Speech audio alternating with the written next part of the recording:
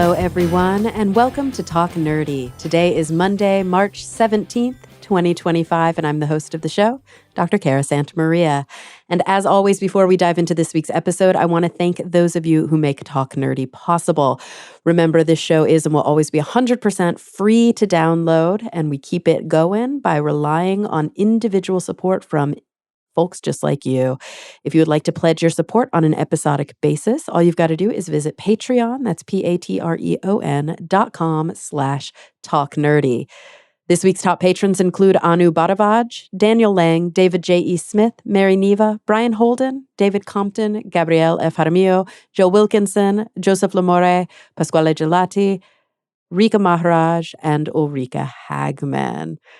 All right, let's just get into it. I'm recording this kind of late, so I'm not going to babble. And it's a fascinating show, so why not? This week I had the opportunity to chat with Leigh Henion. She is an author, a New York Times bestselling author. Her previous book was called Phenomenal, A Hesitant Adventure's Search for Wonder in the Natural World.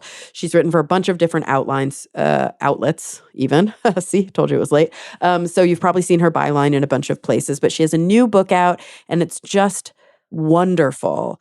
It's called Night Magic, Adventures Among Glowworms, Moon Gardens, and Other Marvels of the Dark. So without any further ado, here she is, Leigh Henion. Well, Leigh, thank you so much for joining me today. Thanks so much for having me. I'm excited to talk about your new book, Night Magic, Adventures Among Glowworms, Moon Gardens, and Other Marvels of the Dark. And before we get into the topic of the book, I'm going to want to learn a little bit more about you. But even before we do that, I have to tell you that part of the reason when this book came across my desk that I was like, yes, please, I want to have this conversation, was because I was just talking about this, I think, on Talk Nerdy recently, or maybe it was on my other podcast, The Skeptic's Guide. But I was just saying to somebody, I miss fireflies. Like, I remember growing up, and maybe it's because I live on the West Coast now, or maybe it's because of this like massive loss of biodiversity. But growing up in the South, in Texas, that was a thing. You'd be on your front porch, you'd be out playing in the yard around dusk and then into early evening, and there were lightning bugs everywhere. And I just feel like I haven't seen them in so long, and it's this sort of sad loss from my childhood. Yes. So it's very nostalgic. Fireflies are extremely nostalgic for me too. I grew up in North Carolina, so my earliest memories, I mean, I can remember, chasing fireflies, just being around them. And I think it's probably, a mix of both, like West Coast, not the populations there. Unfortunately, there has been a loss among firefly populations. Certain areas, I think there's still a healthy population. Actually, where I am in the mountains of North Carolina, we still have a pretty healthy population here. But I do think that down the mountain, I've heard a lot of people, even in the county where I grew up, I mean, there's just been such a loss. And talk to people who even year to year now, due to development, people in certain neighborhoods noticing a change year to year and a loss of fireflies. Yeah. Yeah, what a bummer. I mean, I guess we're going to get a little bit into a lot of different species and exactly what's been going on. But before we do that, I would love to learn a little bit more about you. So you mentioned that you are kind of on the East Coast, yes, but also kind of with those sort of, I don't know, I guess it's not really considered the South, is it? But I always think of the Southern roots and sort of the Carolinas. What do you consider the Carolinas?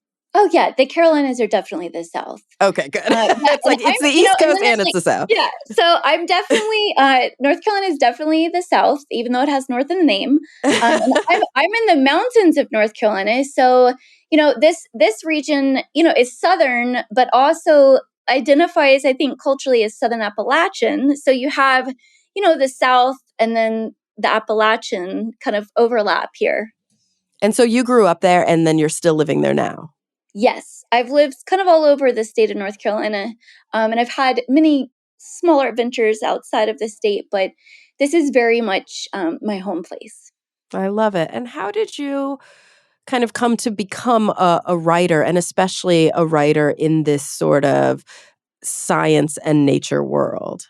Well, as a kid, I just loved going out, and I was just the kind of kid that had a giant rock collection and parents who were wonderful enough to let me keep all of my rocks. I had a special shelf for all of my rocks, and I would go out and just forage fungi and just at that point in my life, I did have some field guides, but I don't know. I really was interested, but I didn't really have a lot of scientists around me or, naturalists who were kind of saying, oh, you should study biology or whatever. So I did have my mom who was really encouraging of these practices, and her background was in English, and she was big on stories and books. Walden entered my life pretty early on, and she really encouraged my dual love of storytelling. And so I had this, I was a kid collecting rocks, and I was a kid who was also filling notebooks with stories. And over time, early on, I feel like science was introduced to me as a child in school as this memorization of rote facts Yeah. instead of this glorious process of discovery. So I think if it would have been introduced differently, I very easily could have gone into the sciences rather than the arts. But in the end, I suppose if my love of all things ended up interbreeding, so I am arts and sciences. um, and so that really is the background. In college, I actually started getting interested in photography as a way of storytelling. I thought for a while that I was going to be a photographer, and I was on that path. And then I switched gears. It was like what every parent wants to hear is that your child's going from such a practical notion as photography into creative writing.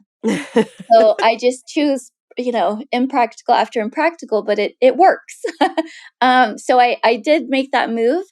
And I started out at a community newspaper where it was really, I found writing as a way of engaging in community really deeply. And part of that was engaging in a love of place and the environment. And I started freelancing for magazines, and then that led to a career in writing. I moved on to books, and my first book was published in 2015. It's called Phenomenal: A Hesitant Adventurer's Search for Wonder in the Natural World. And that book was about how I chased natural phenomena around the globe to reawaken my sense of wonder. And ultimately, looking back, I can see that that book really was training for night magic, adventures among glowworms, moon gardens, and other marvels of the dark, because, my first book was really about seeking out these fantastic phenomena, global phenomena. And my second book is really about appreciating the phenomena of darkness as it visits all of us wherever we are, if we're fortunate enough to be away from artificial light.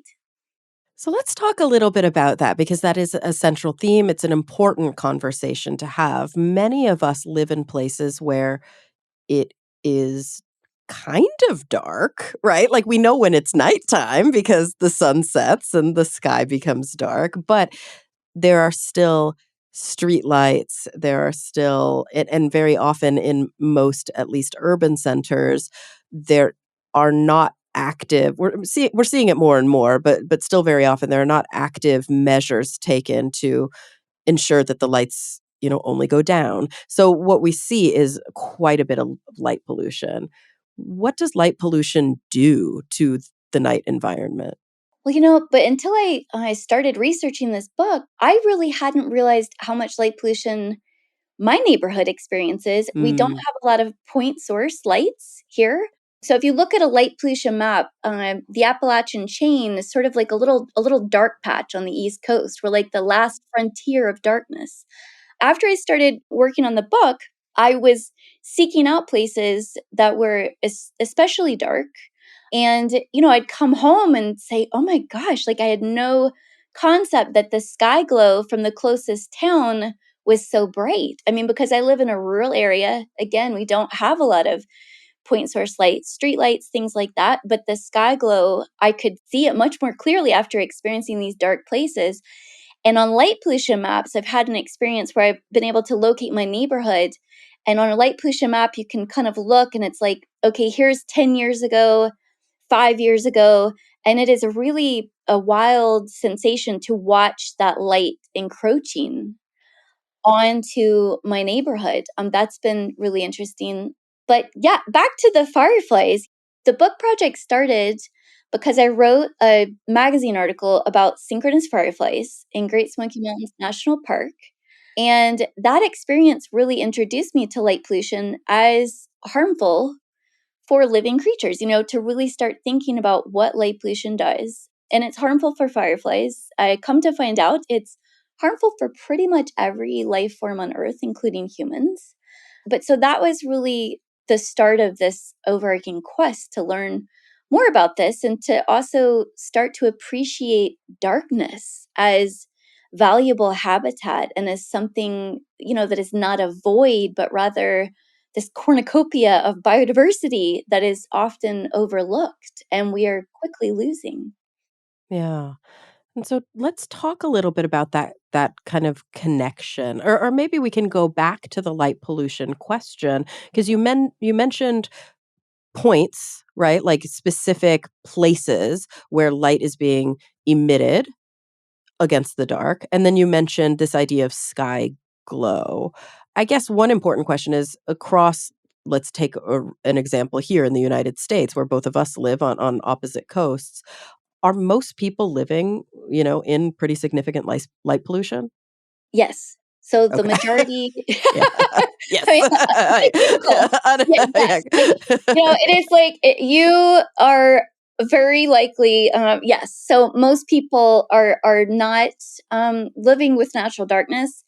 We're in a situation now where, natural darkness is really difficult to find. On a hopeful note, because truly, when I was working on this project, when people talk about light pollution, it's so often about what light pollution takes away. And I worked really hard to focus not on what light pollution takes away, but rather what darkness offers. Right, right. It's a good framing. Yeah, and so when that firefly story ran, what really inspired this larger journey is that people reached out to me and they were like, "I read this story that you wrote about fireflies, and it inspired me to turn my lights out more often on my porch." And that just blew my mind because it's so difficult to change a habit or to shift perspective in a way that creates direct action. But people had actually, gone and flipped a switch after they read this story. And so I started thinking about it and I was like, okay, they didn't do that because I said, hey, light pollution is so terrible. They did it because they got really curious about what might be in their yard, and the West Coast is not famed for fireflies, but there are a lot of awesome things that happen at night that are not accessible, with extreme artificial light. So that's really exciting to me. Wherever you are, even if you have degraded darkness in your community, there are undoubtedly incredibly cool things that you don't know about happening right outside your door after the sun sets.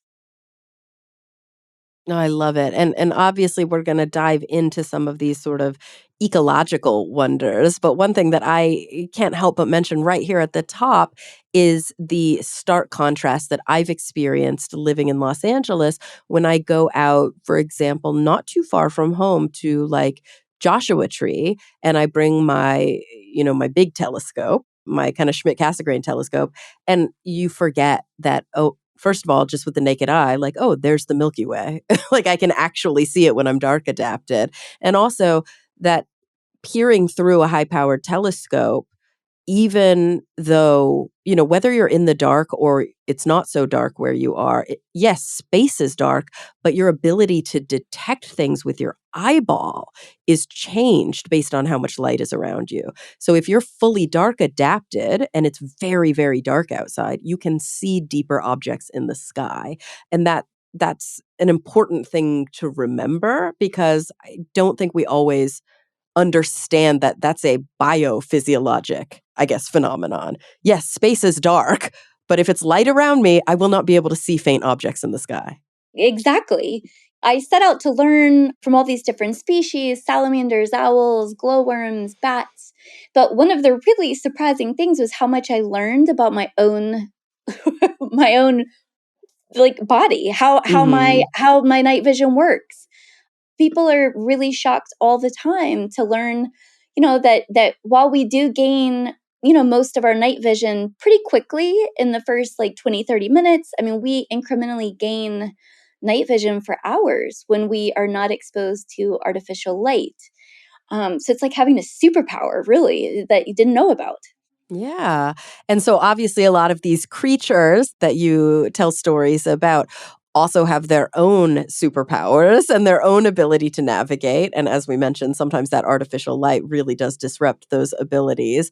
But before we get into kind of how they navigate, maybe you can share some stories about some of these fantastic creatures that we might have access to in the dark. I mean, even you look at the subtitle of your book, Adventures Among Glowworms, Moon Gardens, and Other Marvels of the Dark. I had the opportunity to encounter glowworms in a cave in New Zealand. That's the only place I've ever seen them. But where on the planet do they exist? Yes, I'm so excited that you get to see those. This is actually a story about, night vision and, what we're not seeing because we're not looking, because we're not allowing our eyes to adapt. But for years, I have wanted to go to New Zealand to see the glowworms. And I had no idea until I started, spending time in the dark looking for fireflies and other species that Southern Appalachia, where I live, is one of the only other places on Earth where neon blue glowworms are known to exist. Oh, So wow. there is a species of Appalachian glowworm, or Phyllophotone, and they are amazing. And, just like in New Zealand, so New Zealand has those famous caves, but I've since learned that also in New Zealand, you can find glowworms just scattered on the forest floor. If you take a hike in and allow your eyes to adjust and sit there as darkness falls. In Southern Appalachia, I have found them on creek embankments and most often on road embankments. Oh, wow. Yeah, a road embankment where in darkness, it just appears these neon blue stars like scattered all along the forest floor. And not only did I end up finding a very healthy population in an adjacent county, I ended up finding these glowworms in my own neighborhood at a spot that I had driven by in my car with my headlights on for over 20 years. And I had no idea that they were there. And to discover them, I had to take a walk and I had to be really walking slowly in complete darkness without a flashlight, without any phone screen light. I had to let my eyes adjust. And I still can't believe that they are there, but they are. It's a small population, but I just think it's really this amazing story. I was ready to travel around the world to Right. see these Yeah. glowworms to find that they have been living with me all along. Yeah, and it really goes to show. I mean, I had a similar, I mean, not similar to that, but similar, semi similar experience the first time I visited the Amazon. I remember feeling, and granted, when I did go, there was a friaje, which is like a storm that sort of brings the temperature down, and a lot of animals do retreat a little bit during a friaje because it's just not as comfortable for them. But beyond that, the Amazon is like the most, biodiverse place on the planet. So there was a lot of life around me. But I had this weird experience, and I think I've heard it echoed by a lot of other people, that when you sort of first go, you're like, well, okay, I've heard all these stories that it's like teeming with life, and you're doing these night hikes and you're walking around, and you're like, where is everything? And it's a training. It's a training to open your eyes and open your ears and to just exist in that sort of darkness and start to recognize, oh, I can see the red glowing eyes of the caiman in the water. Every time I would see something like shiny on the forest floor, it's like, oh, now I know those are spider eyes looking up at me. But I didn't see any of that when I first got there. Yeah, I actually had a spider eye experience and researching this book. And it's like I will say, okay, spiders. It's like okay, I'm like kind of spider neutral, but I like want to be spider positive. So, I had this experience, and actually, it really was effective. I was in this dry riverbed. I was at an event. It was a bat blitz. So I was at a bat blitz with a lot of bat biologists and volunteers who were doing surveys in Appalachian, Alabama. And so I was in this dry riverbed, and somebody that I was with, they were like, if you had a headlamp and you put your headlamp directly next to your eyes, you'll see things differently. And so I did that. And all of a sudden, the entire riverbed just turned into like labradorite pebbles that are like iridescent, shining. And I realized at that moment that I was standing in a river of spiders. Yeah. And so, but the interesting thing about it, it's like I was in that situation, and like, honestly, spiders and bats, they make me a little nervous. And so I was standing there feeling a little nervous, but then, it's something pretty amazing to have that experience and then recognize these spiders are not after me. Right. And they've been here all along. Yeah. I'm only just now seeing them. Yeah. I don't want to get closer to them. They don't want to bother me. It's like we're just kind of coexisting. And really, to have that moment of just true beauty, I do appreciate spiders differently now, that I've stood in a river of spider eyes. Like, they're important for so many reasons. But I really appreciate that moment as sort of helping me come to terms with that coexistence. Yeah. There is something that really cements, that really codifies when you travel, and even when I say travel, I don't even necessarily mean going to other continents or going to places that are wildly different from home, but just kind of stepping outside of your comfort zone, but then doing it with a certified guide, doing it with an ecologist, doing it with somebody who has expert understanding, a local community member, and learning how to see a new place through their eyes. Not only does it really shift your perspective, but I think it changes your knowledge. I think about when I was young and I grew up with ideas of like charismatic megafauna, and I would think about lions and tigers and bears, oh my, and they were all just a blur, like, oh, they live over there. But then when you travel to different African countries and you travel to different Asian countries, it just you just know, oh yeah, well, lions live here, and tigers live way over there. And it's because once you've experienced them, it's no longer something you have to memorize, it's just something you know. And I think that happens a lot when you are exposed to nature. You just know things about ecology that before felt like the way you describe taking science classes in school, right? Just like facts and figures you have to memorize. Yeah, I found over and over again, with Night Magic, this is a project where it's like, how do I even go about having a meaningful encounter with a salamander? How do I go about, having meaningful encounters with moths?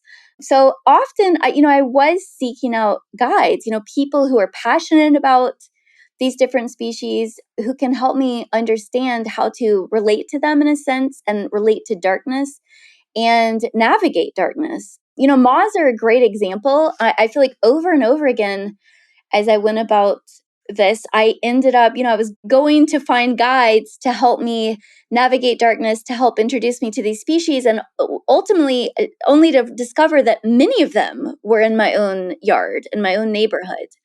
I needed that assistance really in becoming more comfortable with darkness, in how to walk in darkness. And you want to do a pronounced heel-toe walk. I went to an event called Mothapalooza in Ohio. And yes, it is as fun as it sounds. It is a moth festival. And it was at this festival, this idea, they set up mothing stations.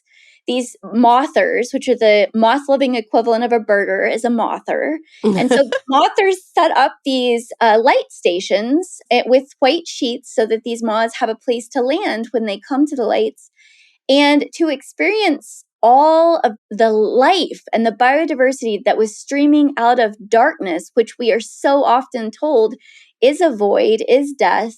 It's really a striking experience. And so I often say, I think I learned more it was like concentrated education, it was like, oh, this species and this, like just naming off the species and starting to recognize the patterns. And, moths get such a bad rap in part because, people say, oh, they're so drab and beautiful. Butterflies are beautiful, but moths are drab and boring, but they're really gorgeous and brightly colored and giant sometimes. You have like moths the size of both of my hands put together, just coming out of a dark forest in Ohio. And ultimately, I did in my own yard. I was able to interact with these moths. I no idea. I mean, funny story. I live in Watauga County, which is close to a county that actually has a festival it's a woolly worm festival. It's for maybe arguably one of the most famous caterpillars in North America, the woolly worm or the woolly bear. These really fuzzy caterpillars. Have you ever seen? Oh, I think so. I mean, I've definitely seen fuzzy caterpillars, but I'm not sure. yeah. I've seen a lot in like remote places. I'm not sure how many I've seen Yeah. here in the US. Like on the East Coast, they're really fairly common into the Midwest. So these caterpillars I have seen all my life. And only after I went to Mothapalooza did I realize that, this caterpillar, which my neighbors have this kind of like giant festival for, that I had never considered what this caterpillar becomes.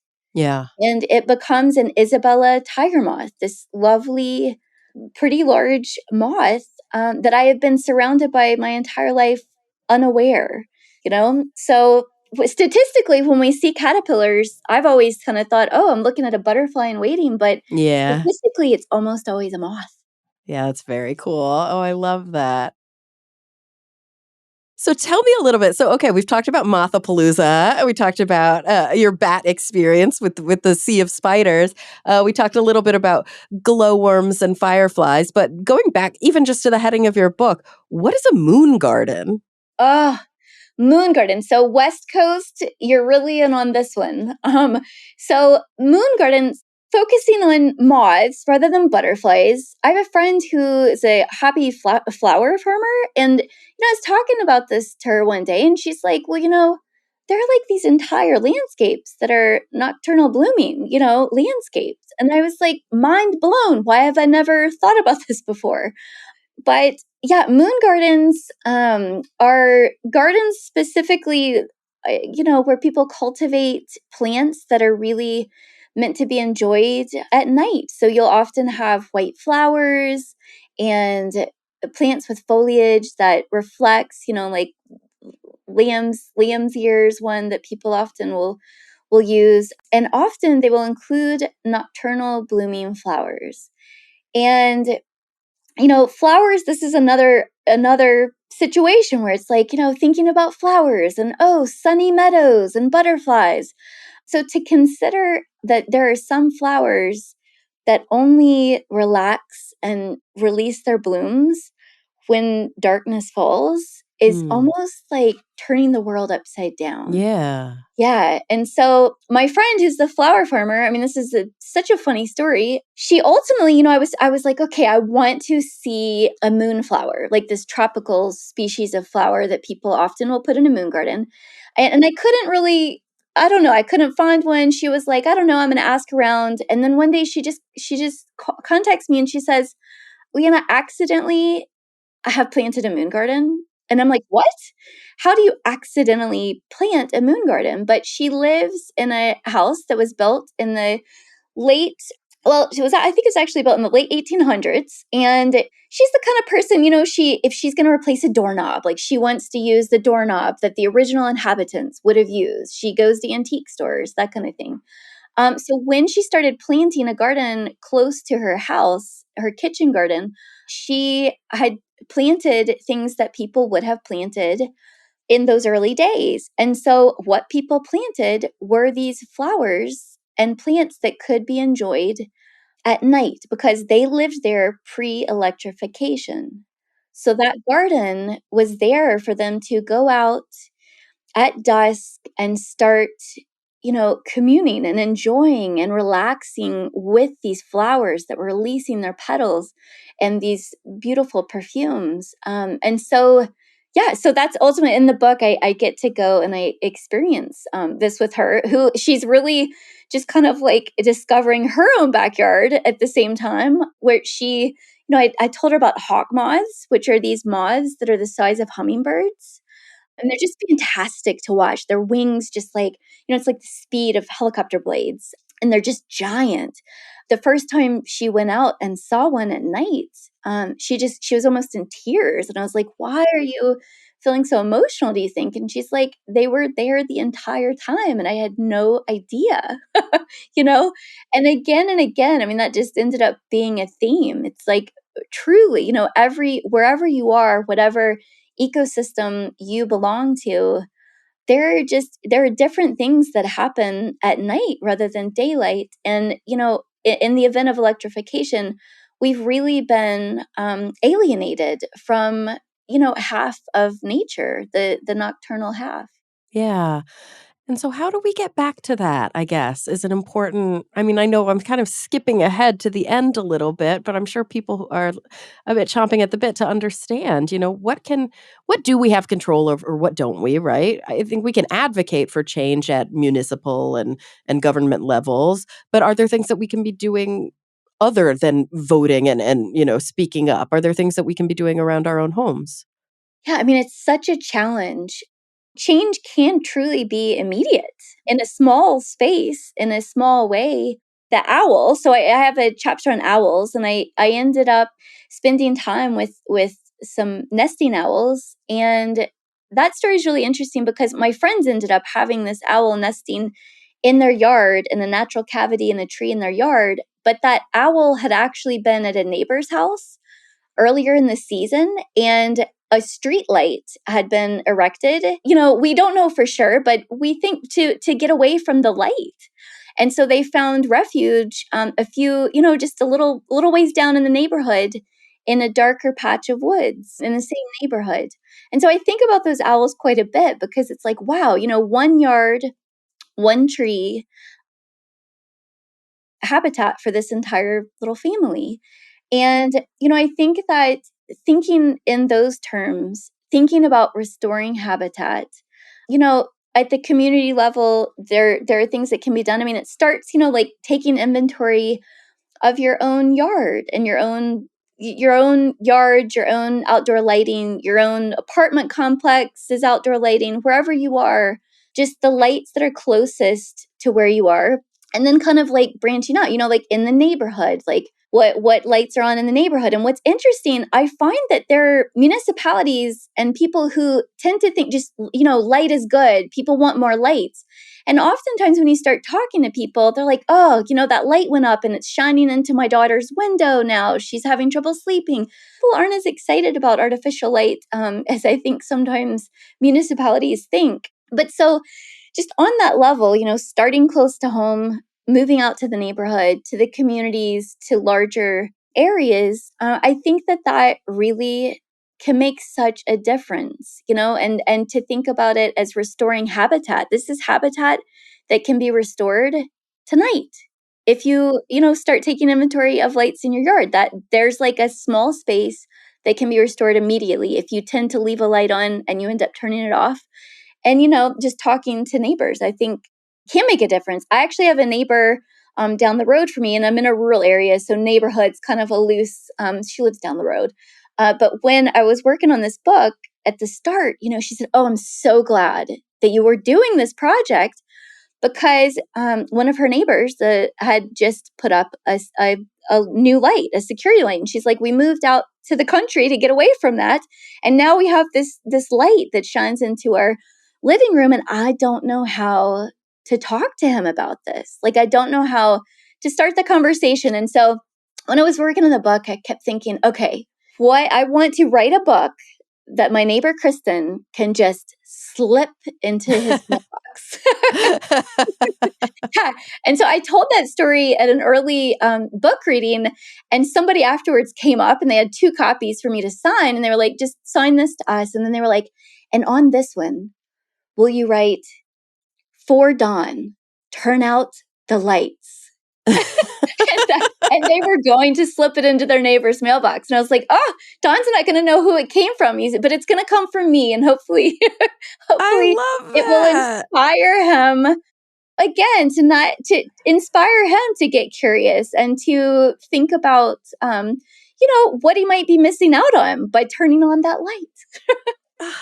It's so brilliant too, because I think that we need that connection to our behavior. The American sort of ethic for so long has been to disconnect our behavior from the downstream consequences, right? I talk a lot on the show about how people will go like, oh, I'll just throw this away. And it's like, what is away? Where does it actually go after I put it in the trash or after I dump it down the drain? I remember taking, because I work in a large hospital system, we have to do this fire safety training. Every employee does. And I remember learning that the number one best thing you can do to prevent rapid spread of fires in homes and buildings is close doors behind you. Just always close doors behind you, because most doors in municipal and even residential settings are, commercial and residential settings are fire doors. They're fire rated. And so they prevent spread and they slow it down and they can save lives. So now I'm just very neurotic about that. I just close doors everywhere I am because I'm like, ooh, if there's a fire, I'm affecting change. I grew up in a culture in the 80s and 90s, of turn off the lights to conserve energy. That was always the rhetoric. Like, you don't want to waste electricity. You don't want to let out the heat. You don't want to, so it's like, turn off the lights so you don't waste energy, which, yes, that is a reason behind it. But I don't think anybody really thought about this idea of light pollution back then. And so it didn't become a part of the public consciousness in the way that it really could and should. Like, turn off your lights if you don't need it. If it's not a safety concern, if it's not, something that's helping your fundamental health and human safety, obviously, but turn off the lights otherwise, because look at what can follow from that. And I guess that's where I want to sort of bring things as we're not quite coming to a close, but kind of slowing down the interview here. What is the outcome? What can happen if we all sort of band together and turn off the lights? Well, it's just your story. How often do we think of lights as dangerous? We think Right. of darkness as dangerous, right? Yeah. And so that's really part of the challenge. It's like, actually, it's like a real challenge to say, okay, what we think is normal is actually incredibly strange. It's incredibly strange that my house is lit like Las Vegas, high noon at 10 o'clock at night, What happens if we all turn out the lights? We've talked about these individual stories of sort of preserving, individual species or allowing for more habitat. But like, ultimately, there's a bigger impact here, right? Like, what is the big takeaway if we are able to restore dark spaces in a meaningful way? Well, you've brought up a point. It's a good percentage of electricity that we use is used by lighting, commercial lighting, residential lighting. Lighting does use electricity, but to turn off the lights, there is a restoration of natural cycles in the environment, because artificial light disrupts natural cycles, and not only in ecosystems, but also for us, for humanity, for us as individuals. And a lot of lighting that we use is blue spectrum lighting, rather than warm spectrum lighting. And so, at night, I've made personal changes in my life. When the sun sets and when the sky turns amber and red, the lights in my house, I switch to amber and red bulbs in my house, particularly right at bedtime. Yeah, and it really, in nature there is an easing of night and day. And we in electrified culture, there's just so much that's switch on, switch off. It's like this jolting experience. Not a whole lot of research, but I do touch on in the book, in the last chapter, because my last species is humans. I do touch on how being able to have waking time in darkness, to have those easing experiences, there's indication that it has affected human culture, and that it alters human creativity, and that it aids us in ways that we really don't fully understand.